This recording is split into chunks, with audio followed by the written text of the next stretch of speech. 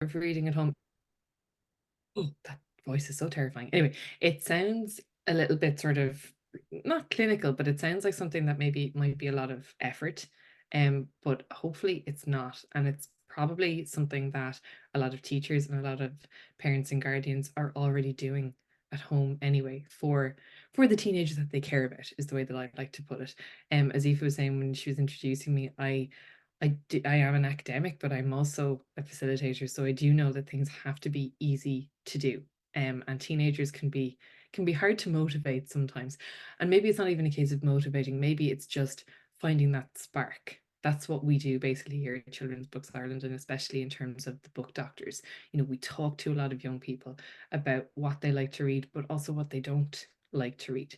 And I think a huge part of building that culture of reading at home is kind of maybe empowering young people to realize that, you know, they don't have to read certain books. They don't have to read what everybody else is telling them to read, or, the classics. There's no time for a book that doesn't interest you. Life is too short. And if you're bored when you're reading, then it's not that reading is boring, it's that it's just the wrong book. And, there's so many books out there that you can find that's going to interest you and hopefully, expand your worldview a little bit, develop empathy, because that's a huge part of what reading is all about. Like, the way I look at it is, sort of books give us access to not just multiple childhoods, but also multiple adulthoods as well. It's the same for young people and for older readers as well, that we can only live one life, but we can read about a lot, which is very, very cool. Which is why myself and Eve are very lucky to work where we do, surrounded by books all the time. Um, but yeah, it is a privilege to be able to sort of engage with younger people and empower them to see themselves as readers. Maybe not all the time, but most of the time, hopefully, which is a cool thing. So hopefully now if I can get my PowerPoint to work. Haha. So becoming a reader, the reason I have this slide in here is that I think it is for the adults as well as for the teenagers, and the young readers. It's never too late to become a reader. I think people have this set idea, and maybe especially parents and guardians, that, if your teenager is not a reader by the time they're, say, I don't know, 14, that something has gone wrong, or that, you haven't done something and then there's guilt and all sorts. No, that's not the case. You can come to reading much later in life. I frequently had conversations with grandparents who have come along to Children's Book Ireland events, who maybe missed out on reading when they were younger, but they wanted for their grandchildren, and also they wanted for themselves as well. And I think we don't realize sometimes the influence that we as adults have on the young people and teenagers in our lives, in that we tell stories all the time. So, reading and storytelling doesn't just come from books, it comes from interactions, it comes from conversations that we have every day, songs that we love. Reading is everywhere. If that makes sense. So becoming a reader is not something that you have to do by the time you're a certain age, or, those pressures. So becoming a reader is something that can happen at any stage. And I think we're all in a way just sort of readers in waiting. Everyone is just waiting to find that good book that's really going to hook them. And sometimes it can just come out of nowhere. So this slide is sort of for the young people, if that makes sense. And it's about sort of being clever about allowing, or maybe creating space in their life for reading. Choosing reading time wisely.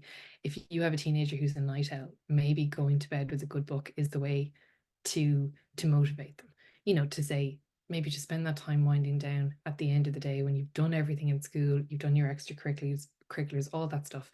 Find something that you want to read and just spend time with the book. At nighttime, there's nothing sort of more relaxing, or actually maybe something nothing as exhilarating as finding a really exciting book to read at nighttime, which can potentially disrupt the sleep patterns. But that's another workshop conversation. Um, there's more than one way to enjoy a book. Is reading, I think we need to expand what we think of as reading. Um, Graphic novels and picture books, comic books, manga, which I'm going to talk a little bit about later on as well. Web comics. There are so many different ways that you can read now besides picking up a physical book. Now, that's what I love, but it's not necessarily going to work for every reader. There's also lots of different ways to read a book. You can be part of a book club in school or in a library. There's lots of different ways to do it. You can even read along with people on Instagram or TikTok. Again, we'll talk about that in a little bit as well. So reading has changed. It can be that solitary thing that you enjoy by yourself, but you can also be part of a reading community as well. Um, Changing up the genre is like I'm very much a fantasy person. I love fantasy, but every now and again I will challenge myself to read something different. And honestly, it's never really failed me since, because it gives you a kind of a new zest for reading if you do something different and try maybe an author that you've never heard of before, maybe something in translation. Again, that way, different cultures, different kinds of experiences kind of come to the fore. And again, I think the be patient with yourself applies to the grown-ups as well. If a book is just not doing it for you, put it down. Like, there are so many books in the world, but there's only so much time in life with which to read. So if a book is not doing it for you, put it down and give it a chance, but don't commit yourself to something that you're just not getting something out of. And again, make sure you're reading something that you actually can. You imagine having to slog through a book? Now, potentially that's something that has to be done in school. Of course it is. But that means then that your reading should be something that you're actually excited to do, a book that you want to finish. That's sort of classic idea of a page turner. And a page turner doesn't have to be a thriller or, sort of like an adventure story. It can be an emotionally satisfying story as well. So that's the kind of key, finding something that it sounds so simple, finding something that you actually want to read. Um, I have this slide in here, and it's funny because it's a slide that kind of works across a lot of age groups as well. Like, you look at these four things: language experiences, communication, reading routines, and creating a reading environment. That can apply to a child who's in junior infants right up to a young person who's in sixth year. The language experiences, particularly for older teenagers, the more they talk, the more they read, the more words they soak up, the more will go into their schoolwork, the better their ability to express themselves, both written and in an oral context as well. So that's huge. And that feeds into the communication piece as well. If you can get your teenager or your student talking to you about the books that they're reading, that's phenomenal. Because not only that, it helps them with the reflection piece. It helps them with the critical thinking. That if they're talking to you about a character that they particularly relate to, you can say, well, why do you relate to this character so much? Why are you so emotionally invested in this story?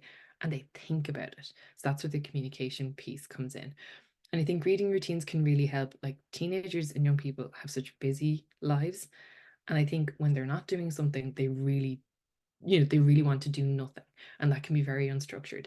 And that can be a good thing as well. But building reading into a routine, especially in the evening time, like I was saying, can be really beneficial, because within that reading routine, they can pick and choose what they want to read. So it's actually still something they have control over, but it's something that works for them as well. And I think creating a reading environment can be hard at home. Whatever about in school where you might have a library or a quiet place during lunch break, whatever, sometimes home can be busy and loud. And, even if you have your own room, it might just not be where you want to read. So I think finding places, particularly say the local library, if that's accessible, that can be part of creating a reading environment as well. Or even just maybe having a word with younger siblings, that maybe at a certain time, let's maybe just relax and keep things down a little bit. And if there are younger siblings, then in the house, a teenager being a reading role model is hugely empowering. And I think, both sides can get a kick out of that as well. In terms of choosing books, again, this applies to younger readers as well, but also to the sort of the teenagers and the young people. What you're looking for when you're choosing books, and I'll talk about the positive shared experience in a minute, it's narrative, tone, and language. So basically, you want a good story.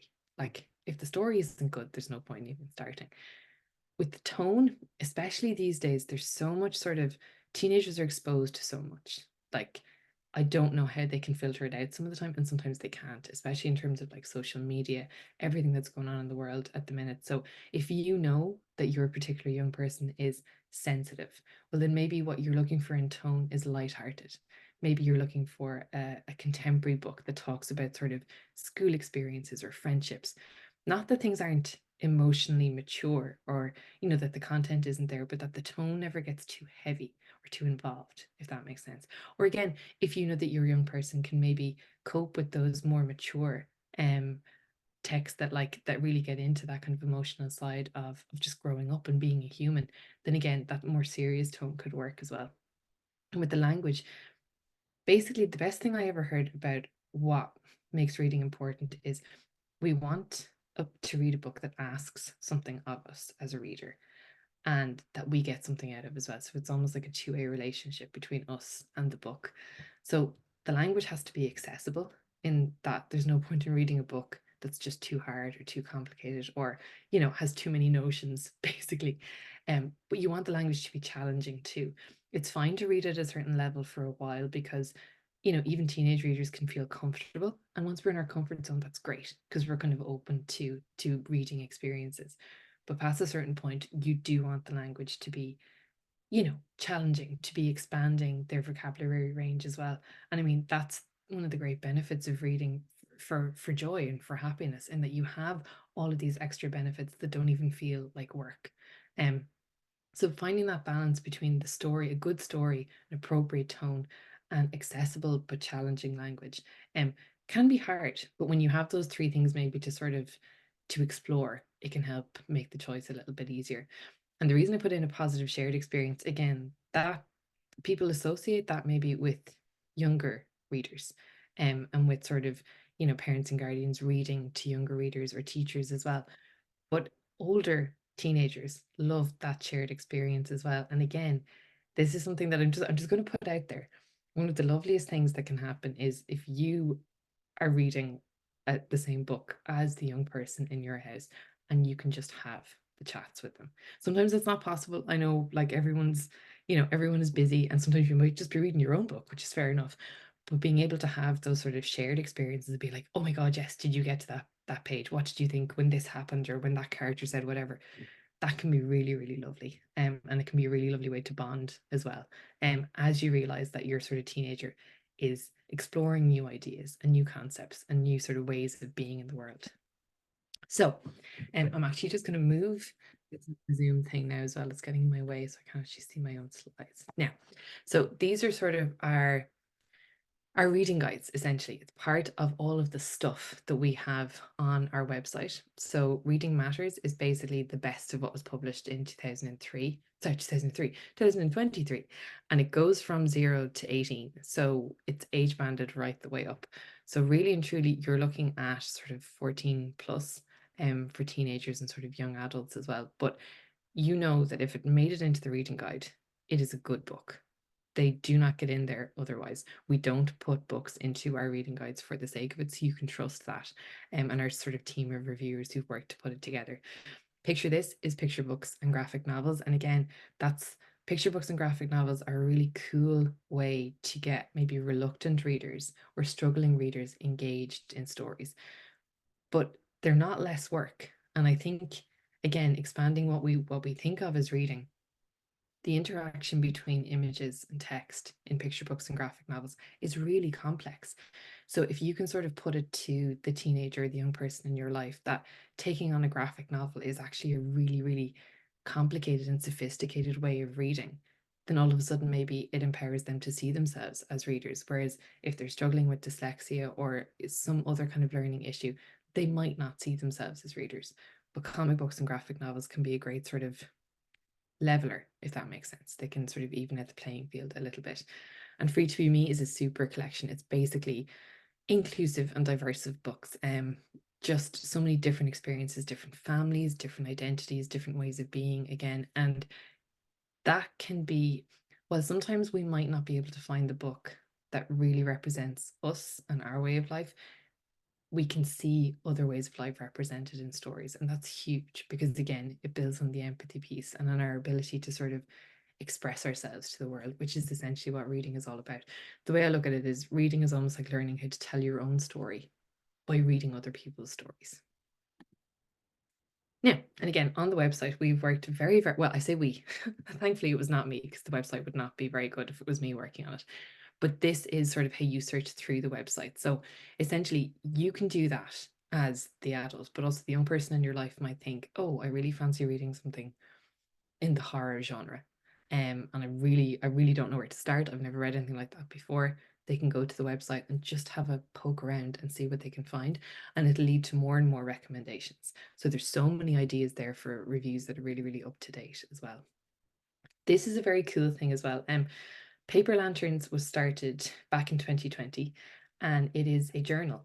It's a teen and young adult literary journal, which sounds very cool because that's what it is. So if you have a young person in your life who would love to write something and maybe is just too shy to say it, or doesn't think that their stuff is any good, get them in touch with Paper Lanterns. It's a really fantastic publication, and it just showcases how basically how disgustingly talented young people are. I say this being incredibly bitter myself because this was not around when I was a teenager, but it can be a very, very cool way to get them into a community of writers, or at least to be able to read um stories that are being produced by their own age group, which is huge, and it can be really, again, empowering. And it's not that easy to find published books on the shelves and bookshops that are written by teenage authors. So Paper Lanterns is the place to go to for that. um lovereadingforkids.co.uk, it implies that it's just for younger kids because that's what it's in the title, but it's actually not. It goes right the way up to sort of 18s as well. Now, the cool thing about Love Reading for Kids .co.uk, it can be a little bit more reliable than something like Amazon, which of course you're just reading the blurb from the publisher, or indeed from Goodreads, because Goodreads has gotten very sort of commercial and, again, is heavily influenced by publishers too, so algorithms, all that jazz. But with Love Reading for Kids, you see what other adults and what age range they would put on a particular book, but you'll also see what child and young adult readers have put on it as well. So it's a nice kind of two sides of the coin, shall we say.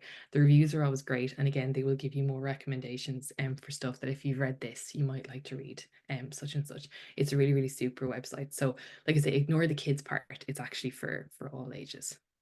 I cannot say enough about Barrington Stoke. I'd say the teachers on here probably have already heard of Barrington Stoke. Um, they are a UK-based publisher, but they work specifically to make text sort of more accessible, particularly to readers sort of dealing with dyslexia. So basically, they have what they call high-low books. So that's high interest and low ability. So it makes books very, very accessible for readers who might love reading but might find it really hard work.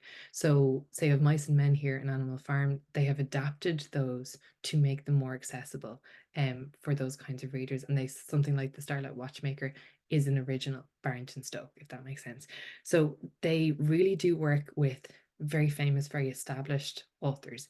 And the basis of the publishers is that your readers who are coping with dyslexia, with different learning abilities, they deserve the best stories because they're already working harder than other readers their age. So basically, they are sort of banded in terms of reading ages, and it goes right from, say, 6 to 9. So you could have a book with content that's aimed at, say, 15-year-olds, 16-year-olds, but the reading age will be maybe 8 or 9, again, making it that bit more accessible. And also in terms of the actual feel of the book, the production of the book.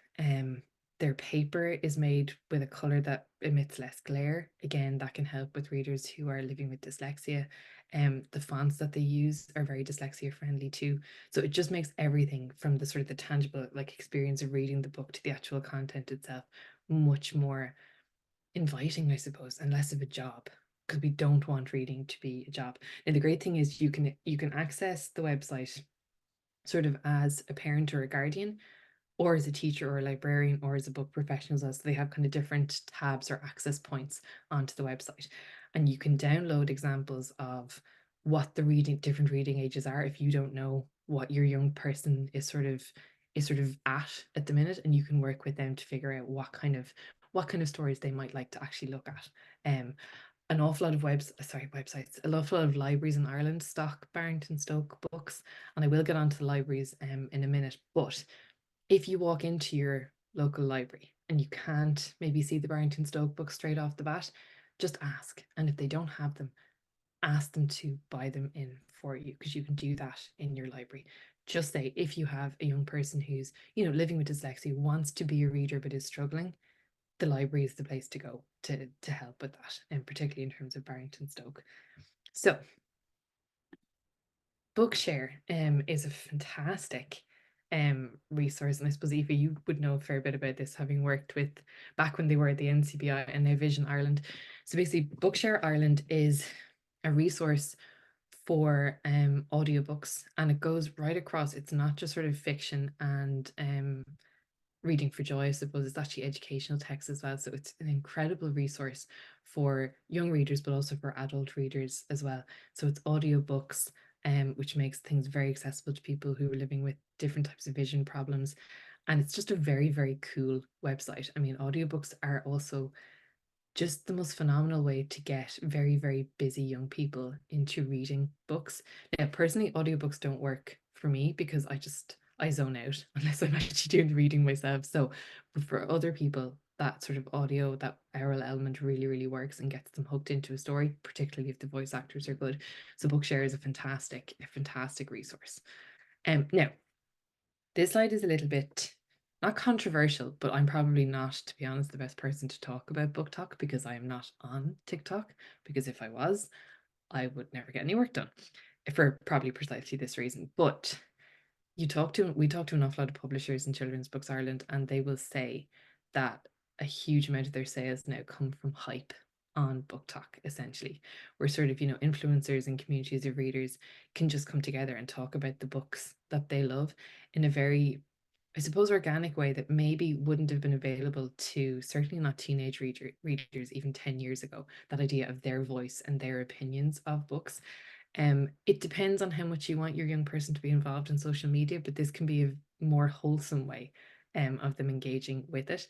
Now, it also is very uncurated, I will say that. So you could have, say, something like Colleen Hoover in the background of that screenshot there, or something like Stephen King. Obviously, they are adult writers who write for adults, even though Stephen King does write for young people as well. So always take those with a sort of a, not a pinch of salt, but a measure of restraint, shall we say. But book talk, it's a thing. And your young people will be engaging with TikTok probably and with Instagram as well. So this could be, as I say, a more sort of constructive way for them to spend their time on social media, if that makes sense. And as I say, the librarians even in the library, the library is a bit more than just books. It really is a community resource too. And again, what I was saying about maybe if home is busy or just not quiet enough for your teenager to be a reader at home, then the library should offer a space like that as well. And there's something so great about a young person building up a relationship with their local librarian, because if your local librarian knows what you like to read, they will be so happy to see you coming back in to give you recommendations, to find the books that you might like. So that can be a lovely thing too. And it's also that sort of that life skills bit of going in and, signing up to the library and being, this is my thing, this is my library card. And also that brings me very neatly on to BorrowBox, because with your library card, you can also access BorrowBox, which has literally millions of ebooks available and audiobooks as well. So like it's just endless. You could never run out of books to read. So I suppose take advantage basically of your local library. And even if it is that bit far away and a sort of an in-person visit isn't an option all the time, this sort of digital element of it can be really, really beneficial. Like I say, you'll never run out of things to read if that's the case. Now, this is sort of like the meat of the session. Sorry, that sounds a bit weird, but these are just sort of like an oversight of kind of recommendations that we have kind of put together, and these are sort of signed and sealed by Ruth Concannon, our publications officer, who really knows. She's very, very up to date about the new titles that are coming out.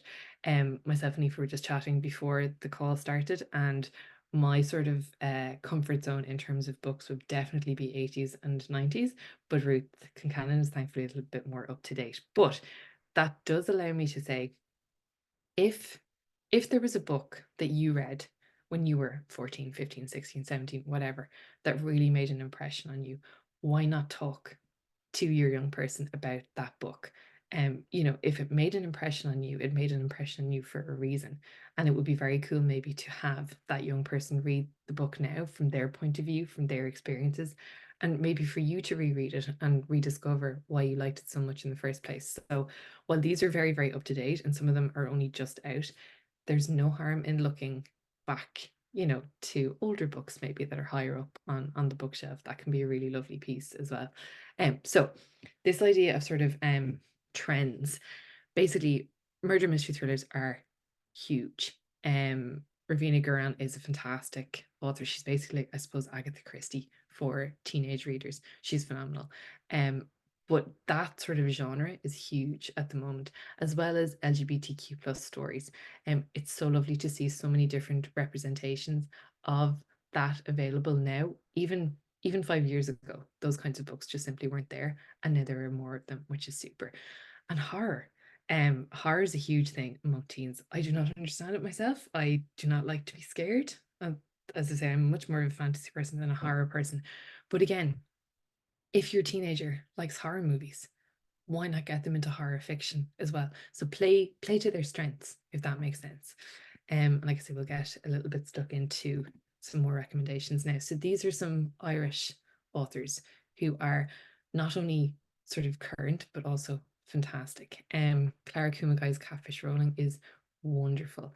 That is sort of again, myself and Eve were having this conversation earlier. So the difference sort of between teen and YA is a bit of a it's an ongoing conversation, but for all intents and purposes, teen books are aimed at, say, potentially sort of 12 to 14-year-olds, sometimes depending on the content, 10 to 14-year-olds. And there's sort of that movement between kind of 9 to 11 middle grade stories before you get to the more mature content, which is officially sort of young adult. So I would classify teen books as that kind of 12 to 14 age range. Whereas say 14 plus, or sometimes you might see 15 plus on some books, they again can be that sort of older, more mature, potentially more graphic content as well.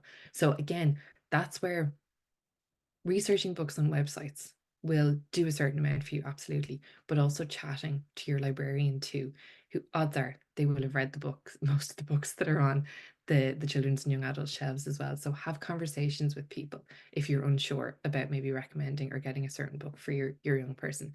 But Catfish Rolling, it reflects Clara's Irish and Japanese heritage. It's full of Japanese mythology and imagery. The language is gorgeous. Again, it is quite a mature novel, but for 15 plus readers who are looking for a challenge, it's just gorgeous. Adiba Jaigirdar is amazing. Again, she's one of these disgustingly talented people. She seems to do a book every 6 months. I don't know how she does it. This is very much a teen novel, and it is an LGBTQ plus story, which is just so heartwarming, and so it just fizzes with with joy. I don't know how she gets it into her writing, but the basic gist of the story is there's like an Irish version of the Bake Off happening, and the two central characters happen to have had quite a recent breakup, and they're both contestants on this new sort of Irish Bake Off show. One of the characters' parents run a bakery called oh, there's a pun that now I can't remember, which is really annoying, but the Do's and Donuts of Love is full of those kinds of puns. And Adiba Jaigirdar is just having fun with it. And it really is a beautiful book. Truth Be Told from Sue Diven. This is again one of those older books. It would be sort of a 15 plus, and it's about two girls from different sides of the tracks, essentially, in Northern Ireland, different backgrounds, different religions, but they do have something in common, and it's that truth that will be told. So I suppose it's an emotional thriller, if that makes sense. Sinead Moriarty's work is also lovely, and I think it can be that fine line sometimes between informing teenagers and young people and giving them hope, again, as the title says, finding hope, but also sort of empowering them to maybe feel that they can do something. So finding hope is essentially about the climate crisis, but it's also about one girl's very particular experience at home and how she copes with different things that are happening in her life. So yeah, it's a really really lovely read. So again, teen fiction, and you can almost see the difference in the covers as well. So I think sometimes covers can be a really handy way of just sort of figuring out maybe what the age range or what the content level is going to be like. So Kofi and the Rap Battle Summer, it's set in sort of 90s London. So again, that nostalgia piece for some of us. And again, it's simultaneously that light-hearted thing of two lads just having the absolute crack with each other and with their abilities, with their musical talents, but also the realities of growing up in a black neighborhood in London in the 90s and the challenges that brings as well. Friendship Never Ends is a gorgeous book. It's about four friends who have been literally friends since primary school, but changes are happening. There's a big summer coming up, and they each go their separate ways, hoping that they will come back together again at the end of that summer, but they don't know whether they will or not. And it's fabulous. Freya Heart is Not a Puzzle by Maeve Collins is a gorgeous read as well. I feel like I'm on the Late Late Toy Show doing the book slot at the minute. I'm really enjoying this. So Freya is at the start of the book, she doesn't know why she's quote unquote different. She finds school much harder than her friends. She finds it hard to interact with people. And as the novel unfolds, she figures out why she gets a particular diagnosis, and that sort of upends how she has seen herself up until that point. So it's a really nuanced representation of what it's like to find out that you're autistic and how that changes how you see the world and potentially how others see you as well. But again, it's a really positive, and I don't mean positive for the sake of being positive. It's just a really complex and I think measured unpacking of what it means to be autistic for a young person in Ireland today. Nonfiction is absolutely super. It's something that's really exploded in the last while, and I'm really, really happy about this because up to a certain point, you could hardly recommend anything beyond the Guinness Book of Records, maybe for readers who want to read, but like maybe narrative fiction is just not for them. Maybe they're not a fantasy or a sci-fi or a horror or any other type of reader. They just want to know stuff. But the quality of those books now is really, really upping their game, which is fantastic. So Black and Irish is something that us in CBI cannot sing about enough. Leanne Diop and Brianna Fitzsimmons. Basically, it's exactly what it says on the tin: legends, trailblazers, and everyday heroes of the Black and Irish community in Ireland. So you have so many stories, everyone from sort of Phil Lynott to to people like Leon and Brianna as well. That idea that growing up Black and Irish in Ireland is sometimes a difficult thing, but it's also something to be really proud of as well. And I think that almost that practical kind of showcase of these are cool people. And it's a great thing to be able to celebrate your culture and to be able to sing about it too. And Leon and Brianna are fantastic. Brianna does an awful lot of work as a former secondary school teacher. She does a lot of work with schools around that idea of unpacking racism, of different ways of being in the classroom, different ways of teaching, different ways of being a student. So she's a very, very cool person. And the book itself is it's a really teachable book, as well as being very readable for both young people and for adults as well. Now Luke O'Neill's The Show Me the Science is an adapted version of his original Show Me the Science. And there was another bit to that title, which I won't say because this is being recorded, but if you know, you know. So he adapted it for sort of a younger audience, for particularly a teenage audience. And it is that idea of like life's biggest questions, but also showing readers that if you think about things in a scientific way, that can actually open up the world a bit more for you. So there's everything from sort of vaccines and how they're developed to the science of sleep to mental health, literally everything, the climate crisis, all sorts of different things, how we become who we are, why some people are tall, why some people aren't. Literally, there's so much stuff in there, but it's that way of thinking, I think, that's really intriguing. And the production value of the book is great as well. Um, Art is Everywhere by Joe Haddo. It's almost like what I was saying about we need to expand what we think of as reading. Joe's thing is that we need to expand what we think of as art, and to sort of really get people thinking that creativity is just in them, and it's only a matter of finding out how to get it, how to start expressing it, essentially through music, through cooking, again through reading, through filmmaking. So there's a lot of ideas in Art is Everywhere as well, which can be really, really interesting, maybe for the classroom, but also for the home as well. So again, graphic novels, again, expanding that idea of what we think of as reading. So Owen Colfer, which might be a familiar name, has teamed up with Andrew Duncan and Giovanni Regano again for another book. They previously done one called Illegal, which covers sort of refugee experiences. But Global is about two young people, sort of different sides of the planet, who both experience a different version of what climate change actually means. And ultimately, they are connected.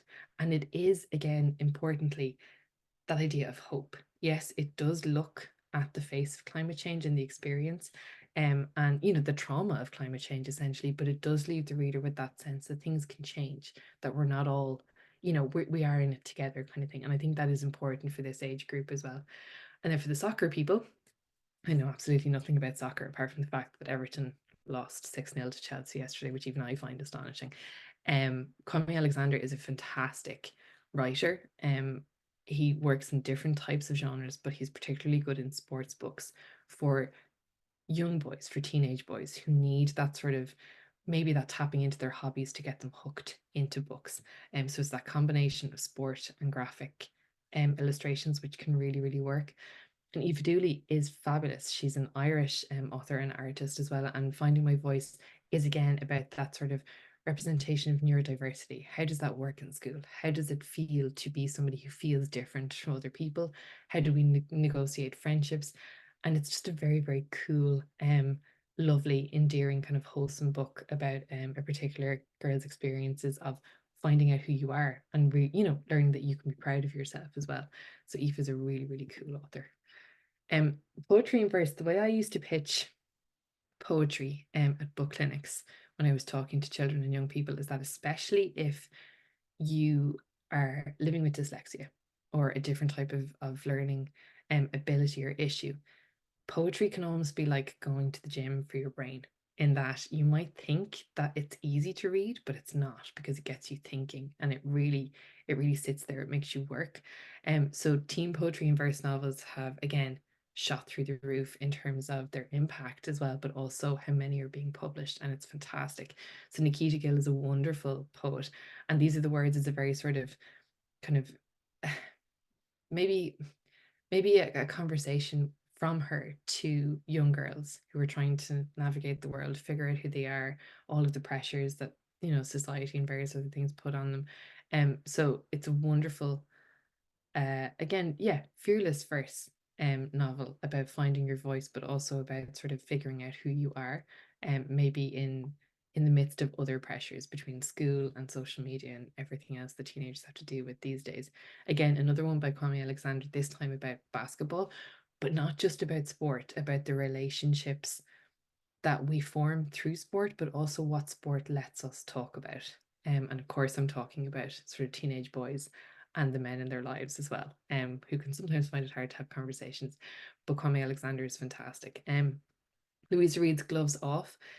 It's again another one of those older books. It deals with quite intense themes of bullying, of depression, of isolation as well. But the main character's answer to being bullied is to sort of learn to go inside and learn more about herself with the support of her family. And she gets into boxing, and she finds it very empowering and something that she can really lean into. So I suppose it's about kind of the positive effect of sport on mental health as well. And it's so interesting to see that from a female perspective as well, especially with boxing, which is a really sort of unusual combination even now in literature for teenagers. Um, Now, when we say teen short stories, the one on the left here, Gods Don't Cry by Ellen Ryan, which is all about Irish mythology. It's really cool. It's gorgeously produced. The illustrations by Conor Merriman are fantastic. Now, they are short stories, as are Why the stories and Why the Moon Travels, which Owen de Bardune I suppose collected in his childhood. They're gorgeous. I honestly I could spend the entire night talking about Why the Moon Travels. They're gorgeous stories from traveler culture. Um, I think there's over 20 in the book itself. And even the fact that you can feel, you can almost hear them being spoken, because they have that sort of oral connection still to the culture that sort of originated them. They're gorgeous. And again, we do not have enough books that speak to traveler experiences, that speak to the experiences of the traveler community. And this one is beautiful. So would highly recommend across the board.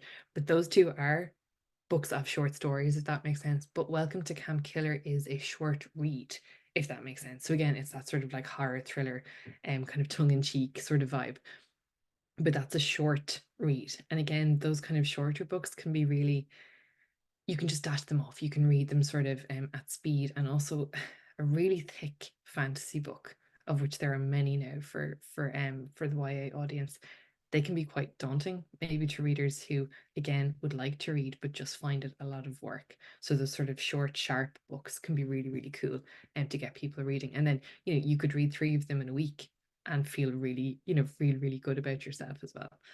Again, back to the sort of the LGBTQ plus stories. And again, so many of these are just really authentic authors who really do care about the sort of the nuances of lived experience. The Lonely Book is gorgeous. Meg Grehan is a fantastic Irish author who's won so many awards, and if you read it, you'll know why. Just like everyone else is a gorgeous book. It's unusual. The central character, he lives in sort of a big noisy family, and he's not noisy at all. He's actually quite quiet. And his mother reveals that she's going to have another baby, but she's actually going to be a surrogate for a gay couple. And the central character is very, very nervous about this because he's starting to think himself that he might be gay. And he feels like now he's going to have to come out because this is happening in his life. And it's just about that negotiation piece between how he feels on the inside and how he has to be on the outside as well. And Jay's Guide to Crushing It is just, it's exactly that language. It's just, it's so much fun.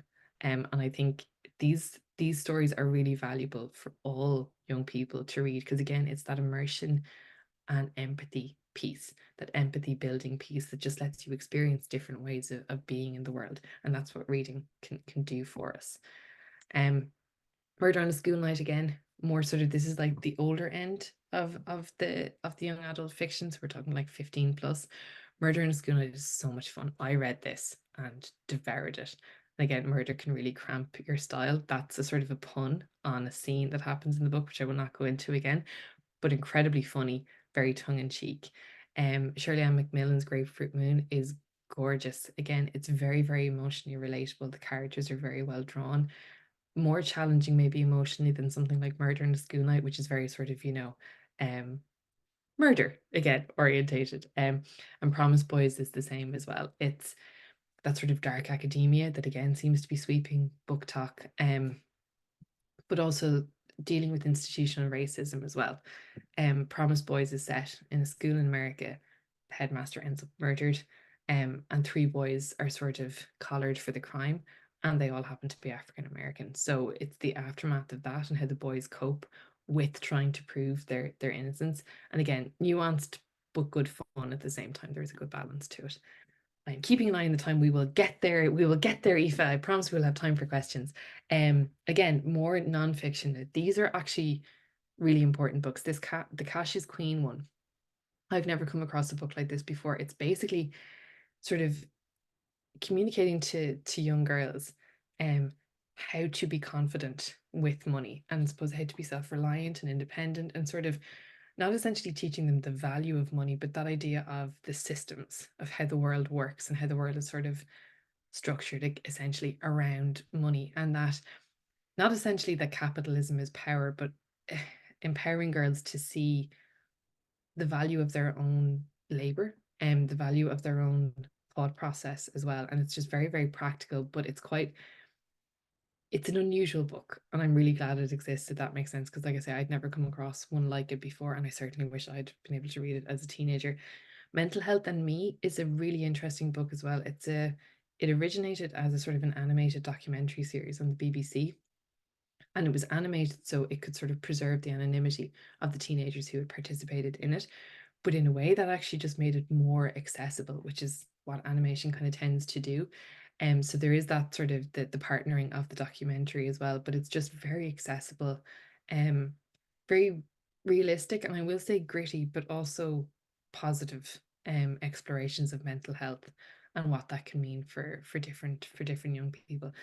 And then Lads, A Guide to Respect and Consent is basically what it says in the tin. It's a really, really engaging and accessible and not patronizing sort of conversation with young boys about just how to be their best selves and how to be happier, rather than leaning into that sort of toxic masculinity culture that is so prevalent. So that's a really, really interesting book, I think, that might be nice to have lying around for teenage boys. And then young adult graphic novels. I'm going to zero in on the Sad Ghost Club because I have loved Liz Weddings for years through Instagram, and this was her first book. She's a comic book artist, and it's basically about a sad ghost who is at a party and sees another sad ghost, and they decide to start a club. And it's so lovely. Again, it is actually an exploration of mental health, and of course, the ghost is a metaphor for that, but it's so well done. And it's so sort of touching and kind of heartbreaking, but ultimately uplifting again. No Country is again a nation at war. It's about sort of refugee experiences. But again, having that in a graphic novel can be really, really challenging, I suppose, for readers in a good way, in that because you can see representations of the characters that are going through something like a civil war, like displacement, it can really sort of boost that empathy piece as well. And it can be really, really, really, really interesting. Again, young adult poetry in verse. So Sarah Crossan is definitely the one to go to for verse novels for older teenagers. She's fantastic. Clap When You Land as well is another one of those sort of emotional thrillers. The two girls on the cover are connected in a way that neither of them thought was possible, is all I'll say there. And The Crossing is very interesting. It's based in England, taps into that sort of those conversations about racism and illegal migration and all of this type of thing. So it's really, really well done. And the ending is in that one is particularly satisfying. And again, readers who maybe struggle to kind of keep concentration or even to handle longer books will just fly through these because they're so, so easy to read, if that makes sense. And again, same thing here with the short stories. So the one on the left, 100 Tales from the Tokyo Ghost Cafe, that is a collection of sort of kind of Japanese mythology inspired horror stories. It's really good. They're very addictive. And then The Humiliations of Welton Blake and A Taste of Darkness. Actually, A Taste of Darkness is an anthology of short stories, horror stories, which I will absolutely not be reading. I trust Ruth Concannon when she says that it's good, but The Humiliations of Welton Blake is phenomenal. Alex Wheatle is just, he can write so well about being a teenager that you almost feel like you yourself are a teenager again, and that might not be the best experience in the world, but he writes so, so well, and he's very, very readable, if that makes sense. And it's kind of a silly thing to say about a book, but he's phenomenal, really, really funny. And again, I'm just going to focus in on the queer voices here. This is from Shout Out, from the LGBTQ plus charity, and it's just sort of a collection of writings essentially, from just various sort of queer figures in the media, queer voices essentially. It's academics, it's influencers, it's all sorts of different people. So it's a really unusual collection, but it's kind of aimed at that sort of older teenager who's maybe exploring things, looking for other people to talk to, or just for ways to read more about the culture. So it's a really, really cool one. And the Falling in Love montage is fantastic because it's full of what I love, which is like pop culture references, movie references. The Falling in Love montage bit is that idea of, there's always a montage in a rom-com where afterwards, the main characters maybe didn't like each other that much, and then all of a sudden they fall in love. So it taps into that kind of vibe. It's really, really good. Kira Smith is a fantastic author. Oh my goodness, Eva, that's it. It's the end. Oh, no, it's not. I will say one thing. I don't have a slide for manga recommendations, because I would be here all night because I adore manga. But manga has become increasingly mainstream, certainly in Western culture, in, let's say, the last sort of maybe 10 years, certainly with anime as well. And while they are expensive, if you can get a teenager hooked on a particular manga series, like they just will not stop. And again, it's that sort of sophisticated way of reading, of connecting images and text. And very often in manga artists will play with what their characters say, but what the images are representing. So it really is a critical thinking piece. And again, there's that sort of new kind of cultural adventure as well with an awful lot of them, because they can be really eccentric and really sort of left of field. Off the top of my head, Full Metal Alchemist is something that I would recommend to an awful lot of age groups, but particularly sort of 12 to 18, that kind of age. Something like Attack on Titan would certainly be for the older age range. But that's the great thing about manga as well. It's far easier to zero in on different age groups in manga than it is actually in sort of Western fiction. Sometimes they have very clearly designated categories. There's a lot of sports manga as well, which is really super, and like quite sort of niche sports too that maybe you wouldn't even see on the telly sometimes. So there's a lot there that you can sort of tap into depending on the sort of the interests of your teenager, I suppose. And it can be a really cool learning experience again in terms of the culture as well. So Eva, I'm going to stop now. Will I stop sharing? That might be a good idea. Thank you, Becky. That was amazing. Much appreciated. Really, really good to get all that info and all those recommendations. Some really, really good points there. We had one question as we went from Angela. Oh, cool. You did address a little bit, but it's what are Hmm. your views on reading on an e-reader versus a physical book, and then also audiobooks? Yeah. So like I say, audiobooks are not for me, but I think that's actually really illustrative of the fact that it depends on the reader. Like I'm a great podcast person, but I don't have the concentration to listen to a book, an audiobook.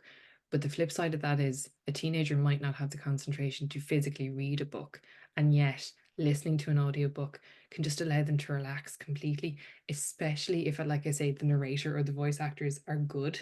Sometimes they can be really bad. But no, I would highly recommend audiobooks, especially as a way, it's that different way of reading. I think an awful lot of older people would probably have listened to Harry Potter narrated by Stephen Fry, and then maybe read the books after that. So it can also be like a pathway into reading the physical books, if that makes sense. So yeah, would 100% recommend audiobooks. The e-reader versus the physical book thing, like it again, it kind of depends. Like an e-reader is not, it's not the worst type of screen. Do you know what I mean? Like it's not endlessly scrolling on Instagram or TikTok.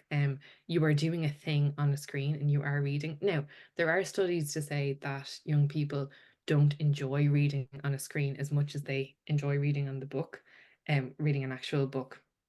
But some that can be more in an educational context as well, and that idea of learning. So I suppose it's kind of about what works. Like I'm just looking at some of the books that I have over there and they're massive. So like, the way you're trying to read in bed and then you wallop yourself in the face with the book. Yeah. I would not say no to an e-reader, basically. Now the only thing is graphic novels and comic books are a pain to read on e-readers. I will say that much, and manga as well. But for other books, like, I mean, if your child or your young person is only going to read on an e-reader, away you go. Just like fill it up, and again, it can be a really economical way to do things too. Like even aside from BorrowBox, sort of Kindle versions of books are very cheap, and like we have to kind of factor that in too. So I, of all the screens, basically the e-readers are the best in my opinion, if that makes sense. I wouldn't even say the least worst. I would say they are the best. So yeah, I would be a fan of e-readers to a certain degree. Um Thanks, Becky. yeah, that's my endorsement. Ha. Did we let me see, did we see any other questions? Angela, did you want to ask another question there or add anything to what Becky said? And no, I suppose I find myself I read on my phone all the time. I'm a BorrowBox fan, and Yay. I hate the fact that the kids don't know I'm reading. I have to keep telling them I'm reading a book. I'm not just scrolling on my phone, Yeah, to try and kind of, 100%. because Like it just looks as if you're kind of on your phone all the time. But that's just find it really convenient to read that way for me. 100%. And my phone, like this phone is relatively new and it's at the screen is actually smaller than my old phone. So when I started to do that as well, because I have BarBox on my phone too, and I was like, oh God, the screen is so small. How? But again, it's about sort of meeting people where they're at. 'Cause and as you say, it is so convenient. I mean, and what's the harm in reading on a phone? It's there. And if you can't be looking around a bag full of books, which is what I used to do when I was a teenager. I have such a bad back these days, 100%. But I think what you said there, telling the young people in your life that what you're doing is actually reading, and then they come to associate reading with the digital device, that's really positive as well. 100%. And I think the accessibility factor is huge. And sometimes for people, just the digital versions of things are actually just better. And 100%.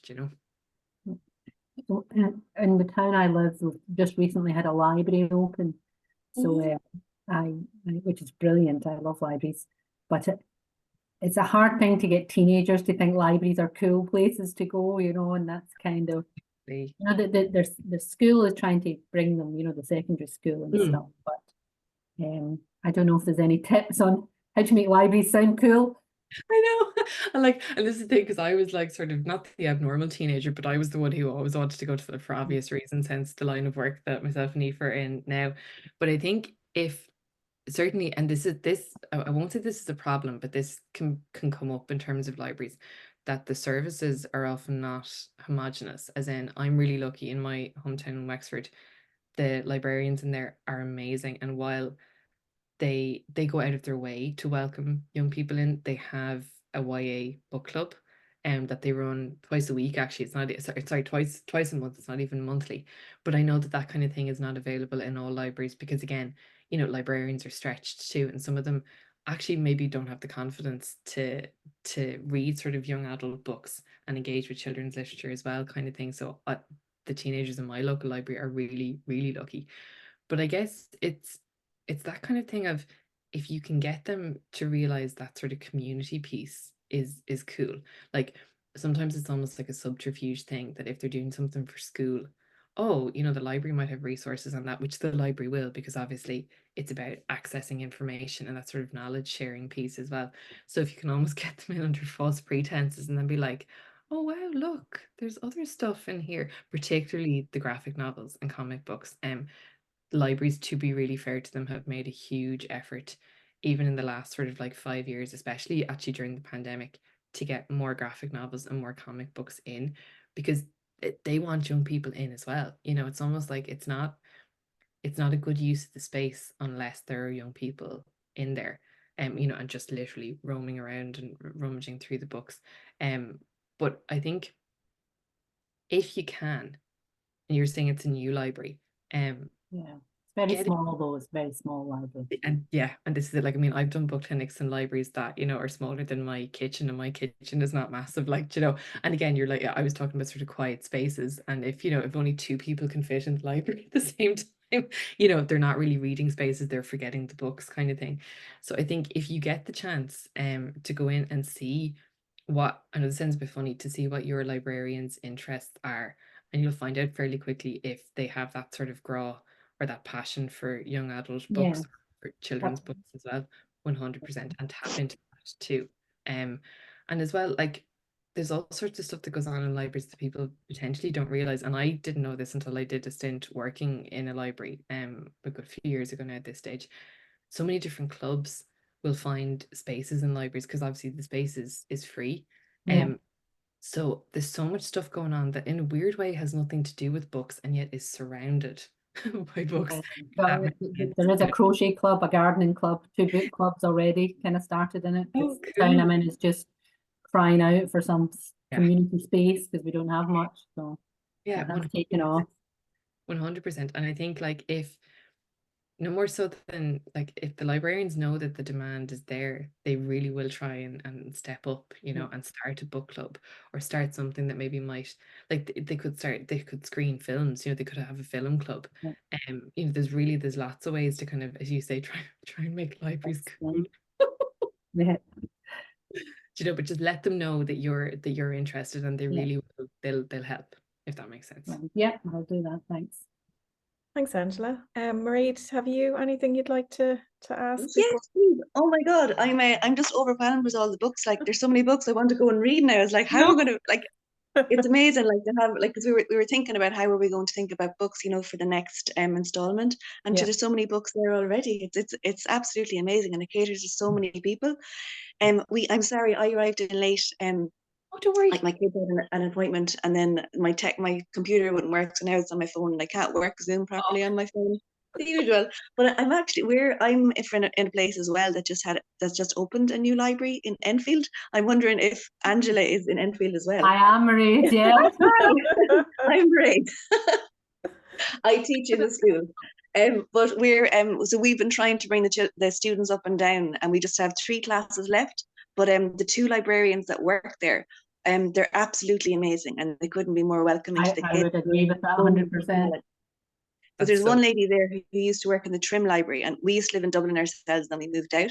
And I remember going into her, and I had 2 kids in tow in Trim at the time, and I didn't know where anything was, and I had my Dublin Library cards, and was like, oh, well, I can't use library cards, the Dublin Library card here. And she was just, I remember her being so kind, so calm, so steady, but also recommending, like you mentioned earlier, like, the next time we'd come back, she remembered my kids. She remembered who we were.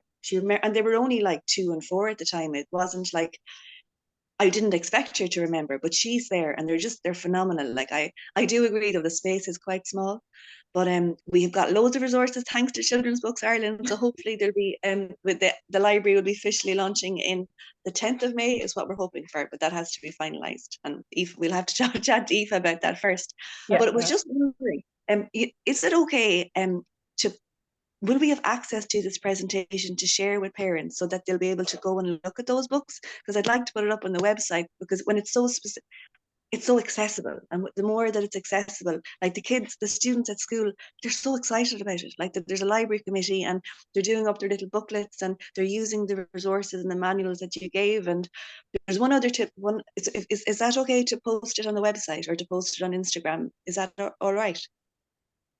If I'm happy, what's the normal? Yeah. Yeah, if it's the book recommendations that you'd like to, or like this session is being recorded, and once we get a chance, we will upload it onto our YouTube channel, and there'll be a link on the Book Gifting Schools portal on our website, to link to it all, so they could watch it back. But we will send the presentation over to you, and you might want to pull out the slides that have the recommendations on them even. Okay. You just kind of decide yourself what might work. Is that okay by you though? I don't want to edit. Oh yeah, 100%. Yeah, Marie, whatever you think is going to work. Yeah, go for it. Oh, fabulous.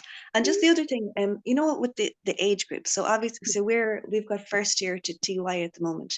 So we have like a younger audience at the minute, but that will be growing.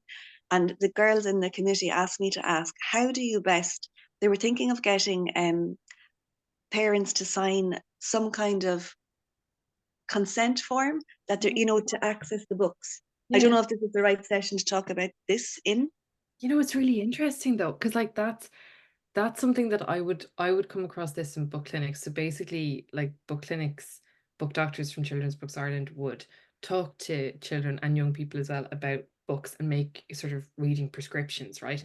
And we would have parents kind of there, obviously, because these would be at like festivals or different things in libraries. And, you know, I would get a sense from an individual reader, oh yeah, like, you know, this 15-year-old is well able for this book that I have in my head.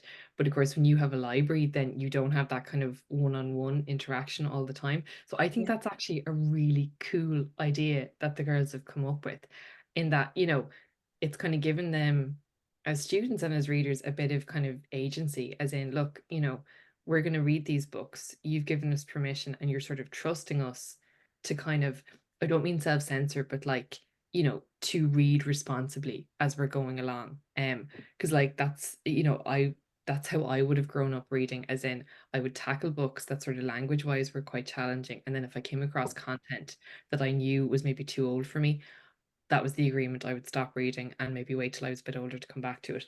But I think that's a really, really cool idea. And like, and if we can help maybe with, like, I'm sure the girls could probably draft like a sort of a version of the consent form themselves. But if we could help with the language, or even just, you know, have a session with them and think it out, that'd be deadly. That'd be amazing. That would be absolutely Really amazing. cool idea. Really cool. And like, 'cause it kind of involves the parents and guardians as well. But like I say, kind of gives the readers that bit of agency too. Super idea. Because We they can were talk about modeling that next week, Mairead. Brilliant. Sorry, Yeah. thanks a million. I'm sorry, I'm asking this at the wrong time. I just No, not at all. Interesting. Such a cool idea. Yeah, I'm actually going to stop recording now. Oh, yeah. So say thank you to everybody.